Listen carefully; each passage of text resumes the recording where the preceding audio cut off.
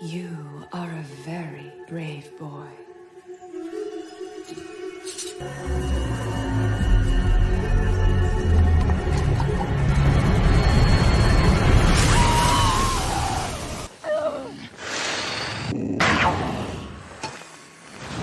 I really enjoy anime, and so do a lot of people. I used to love cartoons, but especially when I got into anime, I was completely hooked. I enjoy movies, but sometimes I really enjoy animated films a lot more than I do movies. And there are animated films that stand out more to me than many iconic movies do. Unless the iconic movies are about monsters. And trust me, I completely understand that that is a preference. Hey man, hey, I've been all over this shit, but I can't find the bathroom. You know where it is? I'm gonna take you down my train of thought, which is basically a question. Why do we like animation? I think this thought train was birthed from me watching a trailer of America, the Motion Picture, an animated R-rated movie starring Channing Tatum as George Washington uniting with the rest of the Founding Fathers and what looks like a tossed salad of badassery. The trailer makes a point to showcase how uber meta it is by reminding us this animated film comes from the Founding Fathers who brought you Archer, Spider-Man Into the Spider-Verse, The Expendables, and Magic Mike. So, following that, we see a very, very suggestible Magic Mike segment of a man's hips moving very sensually as it's trying to impregnate the atmosphere, you know? Moments before we're introduced to Tatum's George Washington, who delivers the funny tongue-in-cheek line, "I'm George Washington. Let's go start a fucking revolution." After having watched the trailer to this animation, I felt so happy. I felt excited to see it because of just the nonsense that it was and how we were going to be told a story that was based on another story that has been so muddled over the test of time, and that's what got me thinking. There are so many people that have the belief that animation is only for kids when that couldn't be farther from the truth. Disney has done a good job solidifying its early classics as animations that still stand the test of time, and the thing is, even adults will enjoy it. I will rewatch The Lion King or Beauty and the Beast, and it never gets old. There are animated works that are specifically for kids, and trust me, there's some nightmare fuel. Some nightmare fuel that you do not want near your delicately pure-cured mind. Man takes selfie with plane hijacker. But animated movies or shows like Primal basically operate as paintings come to life to tell us a story in a way that many other mediums cannot portray. And thus, I present the first reason why I believe we love animation so much. It's because we're able to believably tell a story that would be so nonsensical if we tried to adapt it into live action. It's way more believable to humans to see an elephant with huge ears flying on a two-dimensional or animated image or painting than it is to see what looks sort of like a real elephant doing the same thing.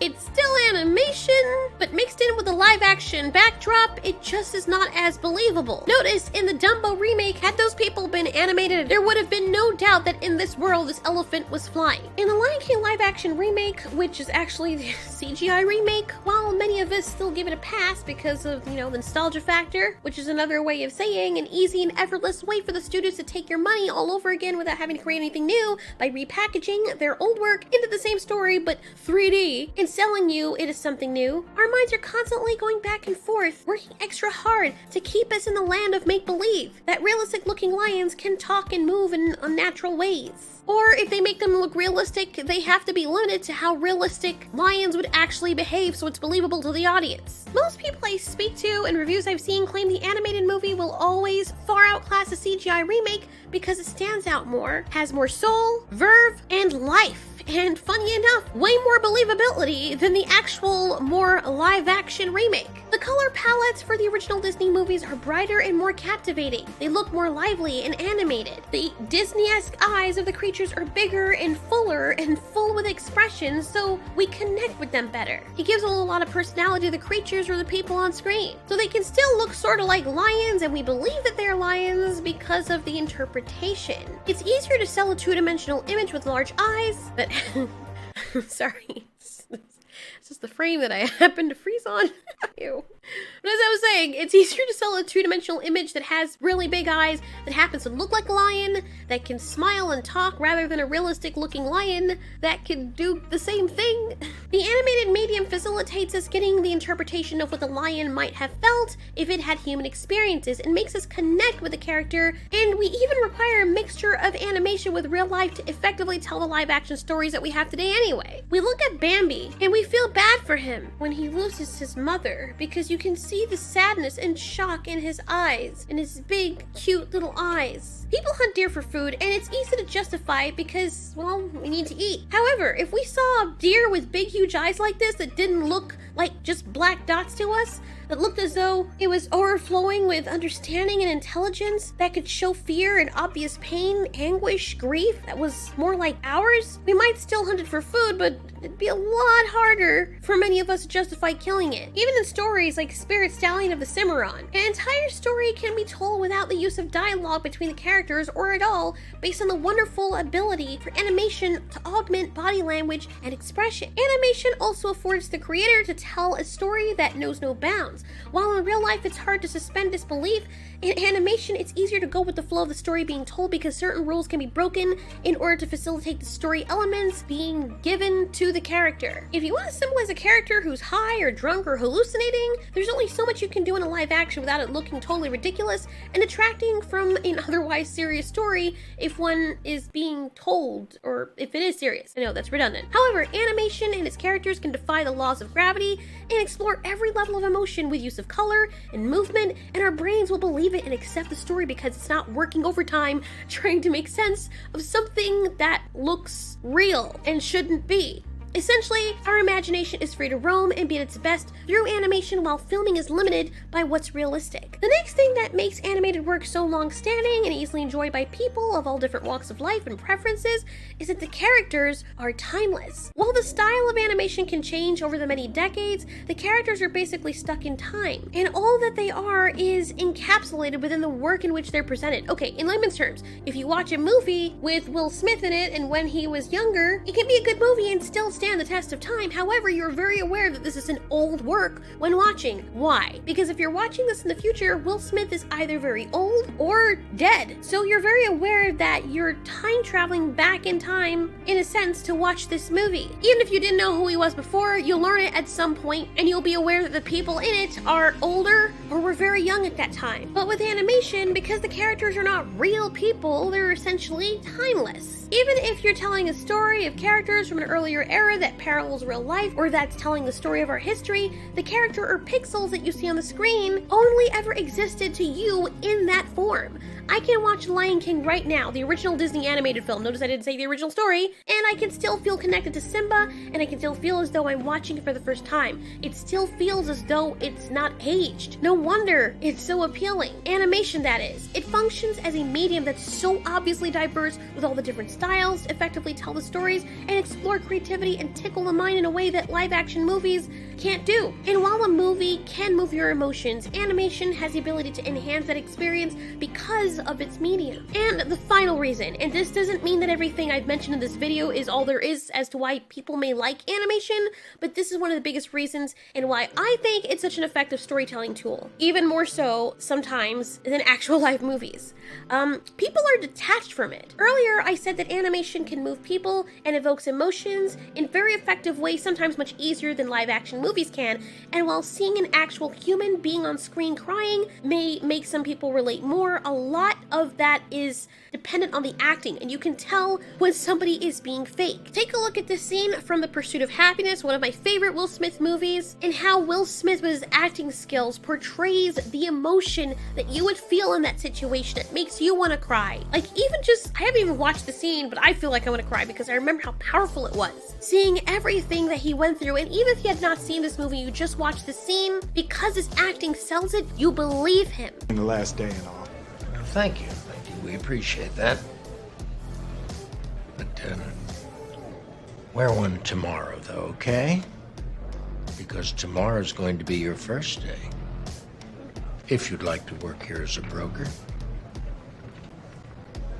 Would you like that, Chris? Yes, sir. Good. We couldn't be happier. So Welcome. Was it as easy as it looked? No, sir. No, sir, it wasn't. Okay, sir. What a powerful scene. From start to finish, how he was trying to hold in his tears, the pain that you could actually see on his face, having gone through what he did trying to keep his family together, which in the end he wasn't able to. His wife left him, but he had a kid depending on him. To be successful, he didn't have a choice. He slept with his kid homeless at times. I mean, if you have not seen this movie, well, it's a really old movie. It's from 2006, and I'm sorry if I spoiled part of it for you, but it is a powerful movie. And in that scene, and even in this next scene where Will Smith is walking through, trying to compose himself, barely able to contain his happiness and relief. And it's wonderful because there's a contrast. Throughout the film, he's crying in distress, helplessness, forlorn, agony, shame, guilt. But this is the only time in the entire movie where he's actually crying tears of joy. This part of my life,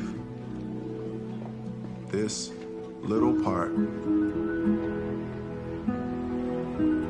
is called happiness.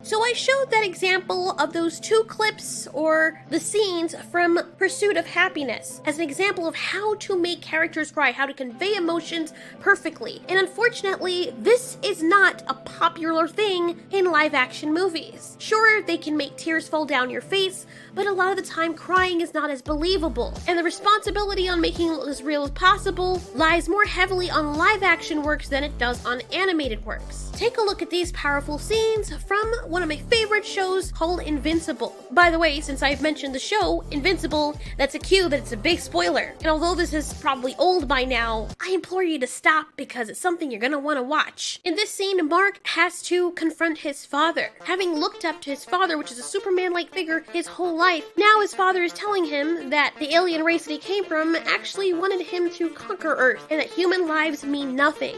Mark, being part human, does not want to believe this. He loves his mother, and essentially his father is saying that his mother's life isn't worth anything. We're gonna take a look at this scene first, and then take a look at the father scene.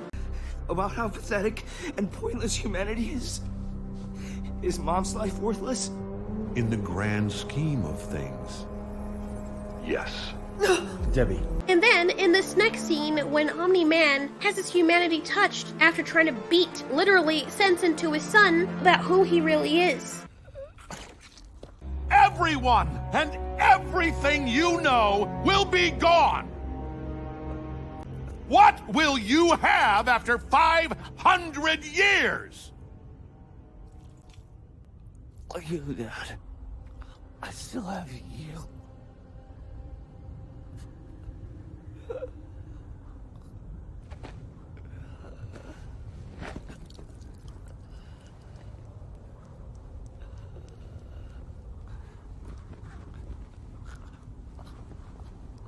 Dad?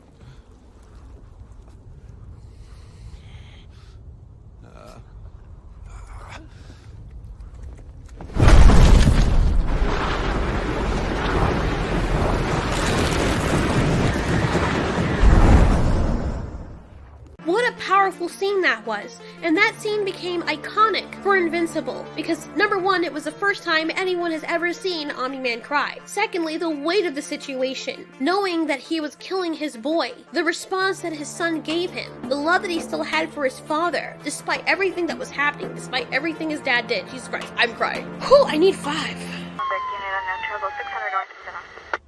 You know why I pulled you over? 'Cause I was speeding? No, 'cause you're black. We're supposed to pull people over if they're black. I'm supposed to hit you with this now, okay? What? No way! Yes, Ray. Please get on the ground so I can beat you. No! Come on, I'm just trying to do my job. Okay, I'm back. Earlier, I said that animation can move people and evokes emotions and in very effective ways, sometimes much easier than live action movies can. And while seeing an actual human being on the screen crying will make people relate more, as I said, it is dependent on the acting. You can tell when someone's being fake. But as you saw in those clips, you can tell very obviously and believably that these animated characters are sad or happy or scared. For someone or the audience to believe that another person is sad or crying, they have to really sell it through their emotions, actually really feel that thing, or show it through their micro expressions, their body language. But when animating, the person who is voicing the character has less to worry about. They don't have to worry about how the camera sees them, or worry about putting on the right face, or making a stupid face. They can channel all of that emotion into their voice and go someplace in their mind while closing their eyes so they can convey the right emotion. Their character that they are voicing can be animated fully so people can see the emotion readily. Notice in that scene I showed with Omni-Man, you can see his anger and frustration on his face. He goes from being angry and just fed up with his son's inability to see his perspective.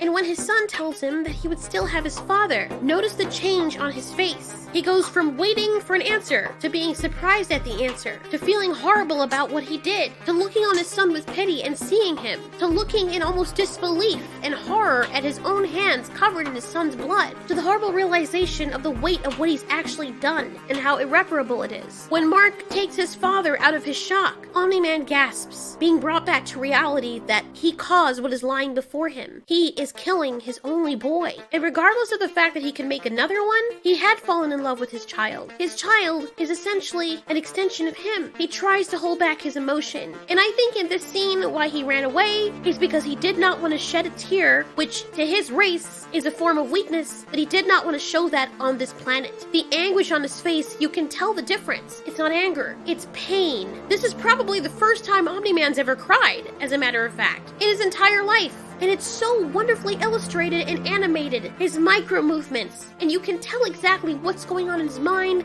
just by the different changes in his face. A lot of the time in animation, this is augmented a bit more. There are less frames in between to see the transition, but that lets the audience know exactly the war that's going on in the character's mind without the need of dialogue or narration. Here, you can tell obviously that the character is experiencing agony. Or intense pleasure like someone sucking him off. I mean, there's context that's important. Look out! I think Moto likes you. In this next scene from Castlevania the Animated Series based on the video game, Dracula's son has experienced pain and loss, and even though he's an animated character and not real, he feels real to us. The voice actor may not even be crying, but we are so taken aback by the tears and the anguish that you can obviously see this person is experiencing that it makes us cry or want to hold him or comfort him or feel the same way.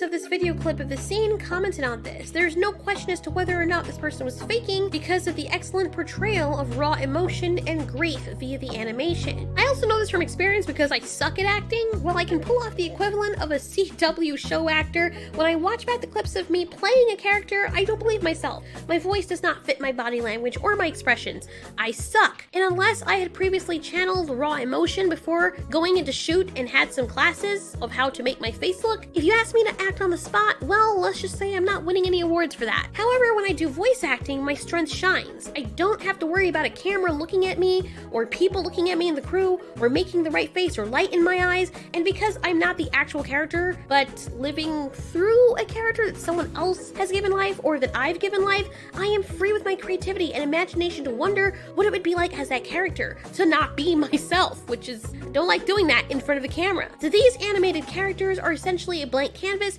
instead of you or me, a real life person, having to make yourself into the canvas. So earlier I said it's easy to detach with animation. The reason why Japanese anime is so awesome is because they can tell a plethora of stories, even very edgy and grady stories, because no one is actually being hurt. Movies are not well received because ethics get in the way. You want to tell a story about a child being tortured? Well, because the person on screen looks as though they're really being tortured and it's a real person playing it or a real child playing it, people are less likely to accept the story because the helplessness that they feel having to watch this unfold also makes them feel as though they're a party to it. But using animated works allows the people to be detached and still able to relate to the characters. It gives the people who make these animated works the freedom to tell stories that would be morally ambivalent if we told them with live action characters. Because animation allows scenes from Attack on Titan of people being eaten and massacred, or from animations or anime like Blood Sea of people being killed in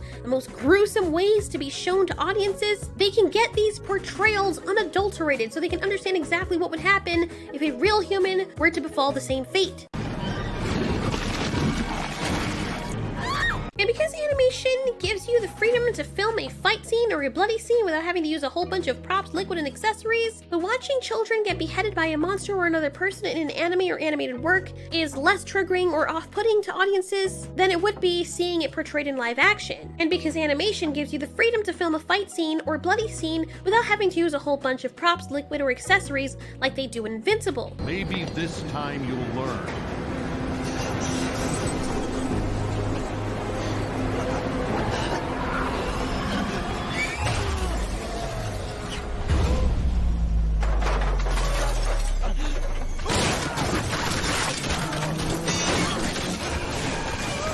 Because animated works like Goblin Slayer can effectively portray venereal assault on women or children, which would be questionable and untouchable by live action work. Endless amounts of stories can be told without any limitations or holds bar via animation. And that's why many of you have mentioned that you keep coming back to my videos mainly because of my Fox character that you see sitting before you, that you can't help to look at when she's on screen, because of my bright orange eyes and wagging fluffy tail and animated expressions that are far more interesting than a monotonous, mundane, and way too familiar human face would be. Thanks so much for watching. This has been Ultiori. You ask, we answer.